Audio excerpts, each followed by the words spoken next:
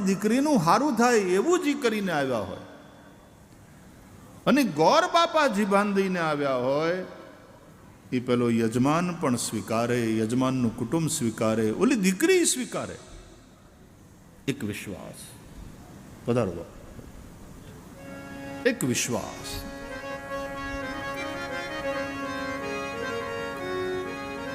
અને પછી દીકરી સાસરે જાય, જેને કોઈ દી જોયો ન હોય, પછી ધીમે ધીમે હક પણ થાય, પછી થોડું થોડું સાંભળવા મળે.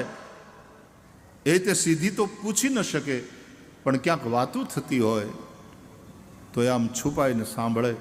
અને સાંભળતા સાંભળતા પછી પોતાના થનારા ભરથારની એક કલ્પના મગજમાં, એક કલ્પના ચિત્ર એનું ઊભું કરે. મનથી એનું જ ચિંતન ચાલતું હોય. બેનપણીઓ મશ્કરી કરતી હોય એને લઈને, એ સાંભળી સાંભળી શરમાતી હોય, પણ એમાં ધીરે ધીરે ધીરે હૈયામાં પ્રેમ પલતા રહેતા. અને પછી લગ્ન થાય અને સાસરે જાય, એક વિશ્વાસ સાથે જતી હોય છે. હાવ અજાણ્યા પ્રદેશમાં પગલા માંડે, એ તરફ ડગલા ભરે. નવો પરિવાર, નવું કુટુંબ, નવો પરિવેશ, નવું વાતાવરણ. પણ એ પોતાનો માનેલો ભરથાર, એની અંદરના ભરોસે, એની અંદરના વિશ્વાસને લઈ અને એ દીકરી પિયર છોડી અને સાસરે વિદાય થતી હોય છે. એ વિશ્વાસથી પોતાનું સર્વસ્વ ત્યાં એ અર્પણ કરે. પોતાના હતા એને પરાયા માને, અને જે પરાયા હતા એને પોતાના કરે અને સેવામાં લાગી જાય.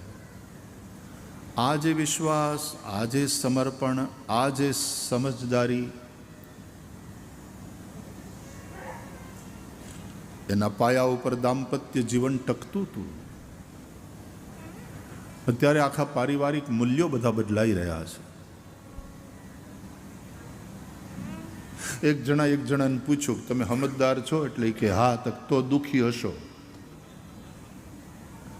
અત્યારે સમજદાર છે ને એ દુઃખી થાય. પણ સમજદારી જ્યાં છે ત્યાં સમર્પણ છે, અને ત્યાં થોડું સહન કરવાની તૈયારી હોય. આ સહન કરવું એનું નામ તપ. આજે કોઈ સહન કરવા તૈયાર નથી, તપ માટે તૈયાર નથી. અને તપ વગર તો કાંઈ નથી મારા વાલા. ભગવાને સૃષ્ટિ બનાવી એ તપ. વિષ્ણુ ભગવાન તપને કારણે સકલ જગત ત્રાતા છે. તપબલ રચઈ પ્રપંચ વિધાતા, તપબલ વિષ્ણુ સકલ જગત ત્રાતા, તપબલ શિવ કરઈ સંઘારા. તુલસીદાસજી કહે છે, તપ આધાર સબ સૃષ્ટિ ભવાની. મહાદેવ કથા સંભળાવતા કહે છે કે હે ભવાની, આ સૃષ્ટિ તપને આધારે ટકેલી છે. ઘરની એક ગૃહિણી તપ કરે છે, ઘરને સંભાળે છે, છોકરાને સંભાળે, સાસુ સસરાની સેવા કરે, એનું તપ છે. પુરુષ પુરુષાર્થ કરે, મહેનત કરે, પરસેવો પાડે, પોતાના કુટુંબને સારું જીવન મળે એ માટે થઈને ખૂબ મહેનત કરે. પછી ખેતરમાં મહેનત કરતો હોય, એ મજૂરી કરતો હોય, એ નોકરી કરતો હોય, એ ધંધો કરતો હોય, ઘણીવાર ખાવાનું ટાણું ના હોય, તનતોડ મહેનત કરે. કેમ?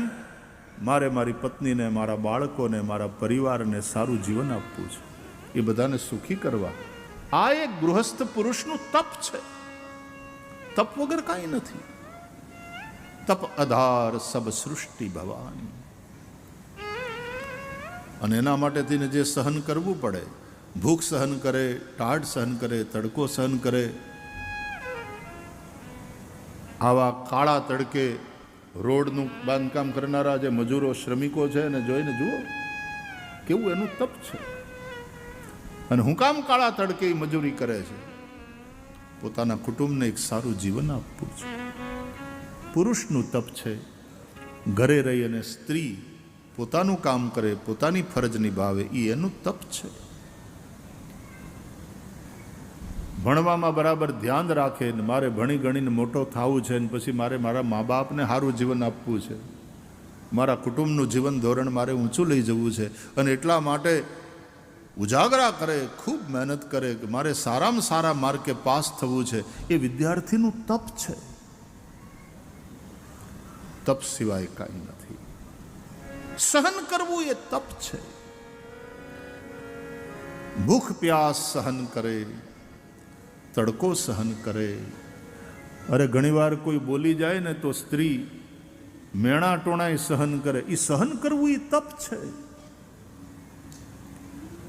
અને સહિષ્ણુતા એ કમજોરી નથી, એ તમારી શક્તિ છે. જેનામાં શક્તિ હોય એ જ સહન કરે. સહનશીલતાથી એક શક્તિ ડેવલપ થાય છે. તપ. હમણાં જ કુંભ મેળો પૂરો થયો, એટલા સંતો, એટલી શિબિરો, કેટલી ભીડ હતી નહીં બાપુ? ગજબ.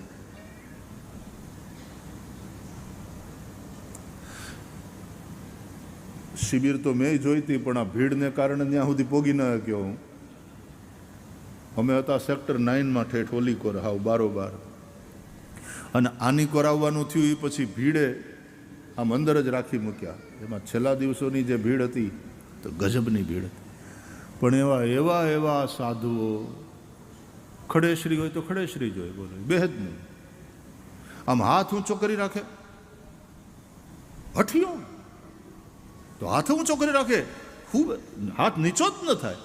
એમાં કેવા નખ વધી ગયા હોય, હાથ આવ અહીંથી પાતળો થઈ ગયો હોય, હાડકાન ચામડા ચોંટી ગયા હોય, પણ તપ છે. સહન કરવું. ઉજ્જૈનમાં જ્યારે કુંભ લાગશે ને તો ઈ ગરમીની અંદર ત્યાં કેટલાય સાધુઓ તડકામાં અને ચારે કોર ધૂણી તાપે. કુંભમાં જવું એ તપ છે સાહેબ. પ્રયાગના કુંભમાં જાઓ એટલે ટાઢ સહન કરો, ઉજ્જૈનના કુંભમાં જાઓ એટલે તડકો સહન કરો, ગરમી. નાસિકના કુંભમાં જાઓ, નાસિક ત્રંબકમાં વરસાદ સહન કરો. આ સહન કરવાનું છે, પણ ટકી રહેવાનું છે. તપથી ટકી રહેશે માણસ. તપ. અને આ તપ શ્રદ્ધા વગર ન થાય, આ તપ નિષ્ઠા વગર ન થાય, આ તપ પ્રેમ વગર ન થાય. ધણી પ્રત્યેના પ્રેમને કારણે એ પત્ની બધું સહન કરે છે. સહન કરે, હસ્તે મોઢે એની સહન કરવાની તૈયારી, એની કષ્ટ ઉઠાવવાની તૈયારી છે. મહાદેવ કહે છે, તપ આધાર સબ સૃષ્ટિ ભવાની. હે ભવાની, આ સૃષ્ટિ તપના આધારે ટકેલી છે. તો શ્રદ્ધા સ્થાનો જે આપણા છે, આપણા મૂળિયા,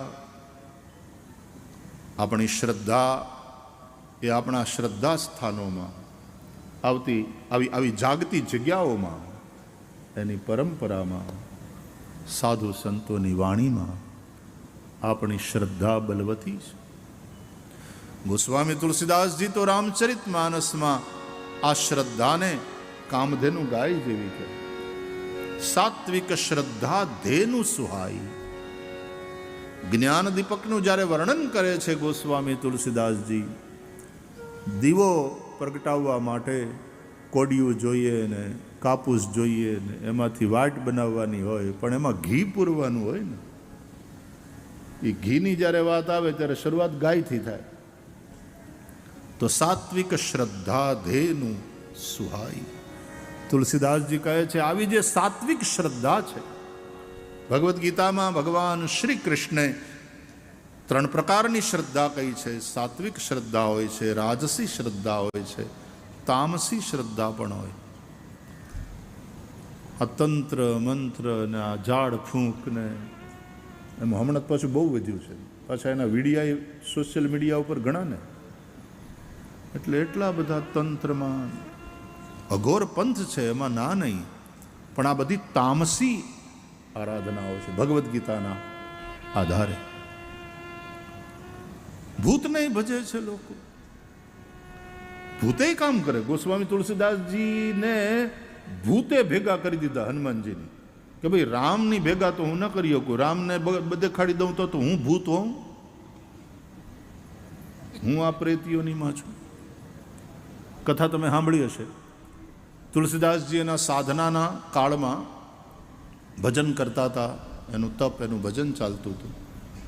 રોજ સવારના એ શૌચ જાય ને જંગલ, ત્યારે તો આ ઘરે ઘરે શૌચાલય તો હતા નહીં, એટલે પછી લોટો લઈને જાય શૌચ જંગલમાં, અને પછી શૌચ જઈને પાછા આવે ને ત્યારે લોટામાં થોડું પાણી થોડું વધ્યું હોય ને, એની ટેવ જ એ રીતની હતી, અથવા તો સ્ટાઇલ એ રીતની હતી, થોડું પાણી વધે. પછી પાછા આવતા રસ્તામાં એક ઝાડ, તો એ ઝાડ ઉપર એ પાણી રેડી દે, લોટાનું વધેલું પાણી ઝાડ ઉપર રેડી દે. અમથું એનું કોઈ કાંઈ કારણ નહોતું, પણ એમ સમજી લો કે એ એક ટેવ થઈ ગઈ, એક ક્રમ થઈ ગયો કે શૌચ જઈ અને પાછા ફરે એટલે વધેલું પાણી ઓલા ઝાડવા એ રેડી દે. એવી કોઈ વિધિ તો હોય જ નહીં આવી, અને એનું કોઈ કારણ પણ નહોતું તુલસીદાસજી પાસે. બસ આમ જ એક ક્રમ થઈ ગયેલો. ઘણા બધા મહિના પછી એકવાર આ રીતે શૌચ જે આવ્યા પછી પાછા ફરતા હતા તુલસીદાસજી, લોટામાં થોડું પાણી વધેલું, રોજની જેમ ત્યાં ઝાડવાના નીચે આમ મૂળી આમ પાણી ના, પણ આજે લોટો ઊંધો કર્યો ને તો પાણી નીકળ્યું નહીં, વધ્યું જ નહોતું. તે દિવસ વાપરતી વખતે જરાક વધારે વાંકો થઈ ગયો છે લોટો, પૂરું થઈ ગયું, પાણી વધેલું નહીં. એટલે લોટો આમ વાંકો કર્યો પણ ત્યાં પાણી નીકળ્યું નહીં. એટલે તુલસીદાસજીને થોડું દુઃખ થયું. આમ દુઃખ થવાનું કોઈ કારણ નહોતું કે આ થોડી કઈ શાસ્ત્ર વિધિ હતી યાર, પણ તોય તુલસીદાસજીને દુઃખ થયું. અમથું ઓલું પાણી રેડતા હતા એ અમથું.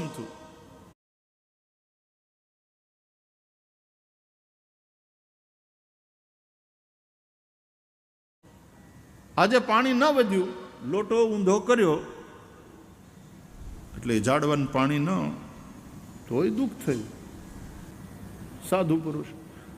તો એ સમય અંદરથી એક પ્રેત, એક ભૂત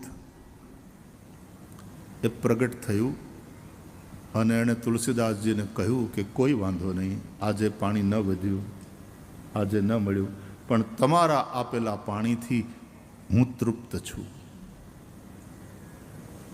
અજાણતાય કોકની તૃપ્તિ થઈ જાય. અજાણતા એ ભૂતે કહ્યું કે તમે અમને પાણી આપો છો.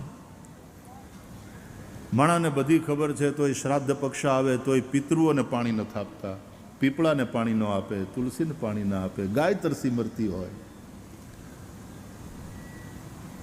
તમારા આપેલા પાણીથી પેલા ભૂતે કહ્યું કે હું તૃપ્ત છું. આજે ન વધ્યું, કાંઈ વાંધો નહીં તુલસીદાસજી, તમારા બહુ ઉપકાર, તમારા જેવા સંતના હાથે અમને પાણી મળે છે. કહો હું તમારી શું મદદ કરી શકું, હું તમારું શું કામ કરું? તુલસીદાસજીએ કહ્યું, જો ભગવાનનો ભક્ત છે ને એ નિર્ભય હોય, નહીં તો ભૂત આવે ને પછી આ રીતે વાતું કરે, કોઈ ઊભું રહે સાંભળવા? પણ ભગવાનના ભક્તો નિર્ભય હોય.